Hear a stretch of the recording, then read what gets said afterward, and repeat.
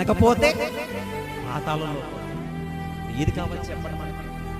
ఈ ప్రయాస ఏమండి, రాత్రిని పక్కన పెట్టి నిద్రని పక్కన పెట్టి ఎందుకు మనంత ప్రయాసపడతాం తెలుసా? ఈ ప్రయాస వ్యర్థమవకూడదు ప్రియమైన వాళ్ళారా. కసిగా, సీరియస్గా, రోషముగా మనం ఉండాలి. ఎలా తెలుసా? ఇదిగో నేను అందరిలా పడుకోవచ్చే, అయినా నిద్ర పక్కన పెట్టి ఆయన సన్నిధికి ఎందుకు వచ్చాను తెలుసా?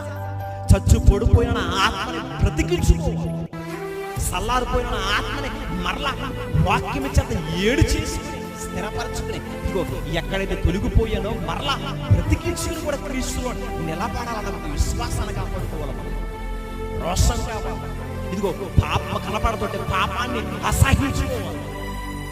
పాపను ఒత్తిది ఇదిగో మూడు ముచ్చట్లుగా చూపిస్తుంది నన్ను ఆఖరికి నాశనము చేసి ఆరని అగ్నిలో తీసుకెళ్లిపోయే పాపం నాకు వద్దు. దీన్ని అసహించుకుని